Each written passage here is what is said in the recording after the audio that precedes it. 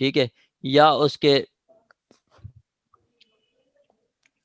उस सूरत में उसके खिलाफ जो एविडेंस है वो इस्तेमाल की जा सकती है, जो पहले एविडेंस रिकॉर्ड की गई है उनकी अब्सेंस में, उनकी अब्सेंस में। सर यानी उनके खिलाफ एविडेंस दो अलग से विटनेस जो है वो देंगे,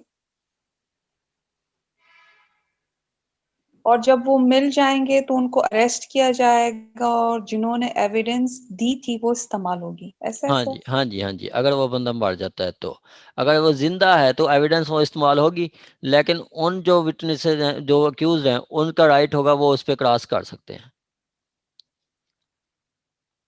ठीक हो गया। 512 का भी मैं आपको बहुत अच्छा व्यू दूंगा, ये इंशाल्लाह जब हम पढ़ेंगे। अब देखें ना कि हमारी डिस्कशन बहुत लेंथी हो जाती है, लेकिन मुझे पता है कि वो आपके लिए, वो डिस्कशन आपके लिए फ्रूटफुल होगी उन लोगों के लिए जो नोट्स तैयार कर रहे हैं, जो अपने नोट्स प्रिपेयर कर रहे हैं। कल को वो उनका इन फ्यूचर वो उनके आपका एसेट यही है जो कि आप प्रिपेयर कर रहे हैं, नोट कर रहे हैं, आप लिख रहे हैं।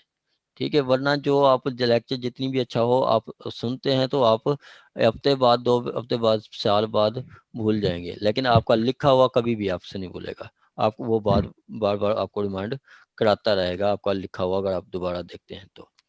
आगे कहता है 205। सर हाजिरी माफी का कौन सा सेक्शन आपने बताया था? मैडम 116, 205, ओके 540A, ये तीनों सेक्शन आपने पढ़ने हैं बाद में, ठीक है, क्लास के बाद। जी ठीक, जी जी श्योर। हाँ। आगे 205 2 में बताया गया कि but the magistrate enquiring into और ट्राइंग द केस में in his description at the stage of proceeding direct the personal attendance of accused if necessary enforce such attendance in manner hereinafter provided। कहता है अगर magistrate inquire करता है या trial करता है at the stage proceeding direct the personal attendance it may necessary enforce the attendance. अगर court वो मजिस्ट्रेट जो कि इंक्वायरी कर रहा है वो मुनासिब समझता है तो वो कहेगा कि आप पेश भी हों, आप पेश भी हों कि मतलब जो मतलब उनकी हाजिरी माफ़ी ख़त्म करके उसको कहेगा कि आप उनकी अटेंडेंस ले आएँ। ठीक है, ये था आपका आज का कंप्लेंट केस, आज का कंप्लेंट केस। ठीक हो गया।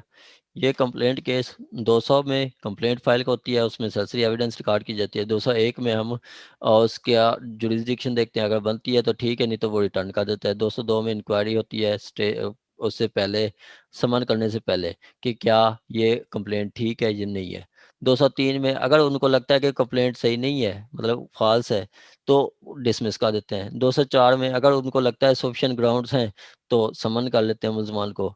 समन भी कर सकते हैं, वारंट भी कर सकते हैं, या वारंट की जगह पे और समन की जगह पे वारंट भी कर सकते हैं। इसी तरह आपका 205 क्या है, हाजिरी माफ़ी। अगर मुलजिम पेश नहीं हो सकता किसी भी वजह से, अदालत में पेश नहीं हो सकता, तो वो हाजिरी माफ़ी की एप्लीकेशन भी दे सकता है, और उसके बाद कोर्ट अगर मुनासिब समझती है तो उसकी हाजिरी माफ़ी खारिज करके उसको अटेंडेंस के लिए बुला लेती है, या उसको हाजिरी माफ़ी डिस्पेंस भी कर सकती है। ये था आज का हमारा कंप्लेंट केस। ठीक हो गया। उसमें आपका issuance of summon process under section 202 या 204 would depend upon the availability or non availability of sufficient material। ये कहता है कि आपका प्रोसेस का समन करना है तो आपने सफिशिएंट मटेरियल देखना है। 210 SCMR 194 में बताया गया है कि सफिशिएंट मटेरियल होगा तो कोर्ट उसके बाद एविडेंस का मतलब उसको समन करेगी, वरना नहीं करेगी। आगे वो बताता है कि proceeding prior to issue of process does not amount to taking cognizance। वो कहता है जब तक आपके प्रोसेस नहीं होता, समन नहीं होते, ये नहीं समझा जाएगा कि कोर्ट ने कॉग्निजेंस ले ली है। नहीं, ये नहीं समझा जाएगा कि कोर्ट ने कॉग्निजेंस ले ली है, नहीं समझा जाएगा। जब वो समन करेगा फिर यही समझा जाएगा कि कोर्ट ने कॉग्निजेंस ले ली है। उसके बाद ये थी साइटेशन 1968 PCRLJ 730। उसमें ये बताया गया कि जब तक समन नहीं होते ये नहीं समझा जाएगा कि कोर्ट ने कागजात ले लिया है। आगे का citation 1991 SCMR 2157 2157। Inquiry before summary the accused precondition. आप इंक्वायरी बिफोर समनिंग, समन करने से पहले जो इंक्वायरी होती है वो भी कंप्लेंट की प्री कंडीशन है कि लाजमी पहले इंक्वायरी होगी, बाद में ही आप समन करेंगे। 1991 SCMR 2157 यही ये कहता है। ठीक हो गया।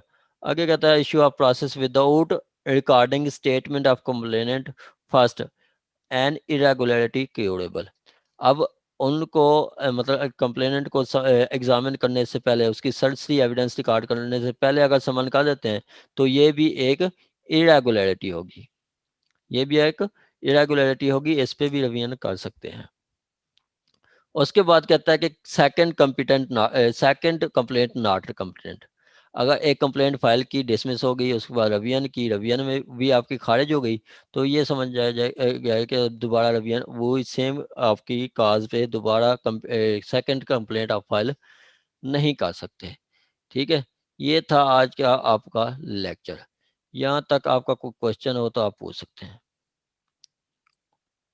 किसी का भी कोई क्वेश्चन हो तो आप पूछ सकते हैं। सर इसमें जब उनको रिस्पोंडेंट्स को समन या वारंट के जरिए कोर्ट बुला लेती है, तो उसके बाद नेक्स्ट प्रोसीजर उसका यही होता है कि उनसे बेल बॉन्ड लेती है सबसे पहले, हाँ जी, हाँ जी, हाँ जी, और फिर फौरन चार्ज फ्रेम हो जाता है। बिल्कुल ऐसे ही है। चार्ज जी फ्रेम सर, करके फिर ठीक है सर। एविडेंस वही होता है। और किसी का कोई जी क्वेश्चन हो सर। तो सर एनी फिर बेल के बाद उस बेल को पोज भी किया जाता है, जिस तरह के FIR वाले में केस में होता है? नहीं मैडम, इसमें बॉन्ड ले लेते हैं बस।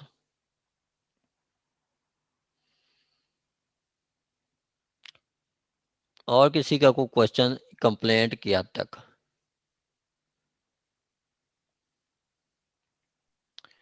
आमना मलिक साहबा, आमना मलिक साहबा, आप हाँ जी सर। आपने ना मुझे कल कॉल करनी है, कल आपने मुझे 1 बजे के बाद कॉल करनी है, ठीक है? हाँ जी सर। ठीक है, चलें जी। बाकी आप ओके, बाकी इंशाल्लाह कल हमारा टॉपिक होगा most important, one of the most important topic charge का, कि चार्ज कैसे फ्रेम किए जाते हैं। वो मैं कल आपको चार्ज भेजूंगा भी और चार्ज दिखाऊंगा भी। और चार्ज आपका लगाना मोस्ट इम्पोर्टेंट है, जज के लिए अहम काम चार्ज लगाना होता है। चार्ज में कोर्ट उनकी क्या देखती है, वो उसकी देखती है वो दूसरा क्रिमिनल लायबिलिटी, क्रिमिनल लायबिलिटी देख के चार्ज लगाती है। ठीक हो गया। तो कल हमारी क्लास मोस्ट इम्पोर्टेंट होगी, कल कोई क्लास मिस ना करे। बाकी इंशाल्लाह कल पढ़ेंगे। ओके, अल्लाह हाफिज। अल्लाह हाफिज।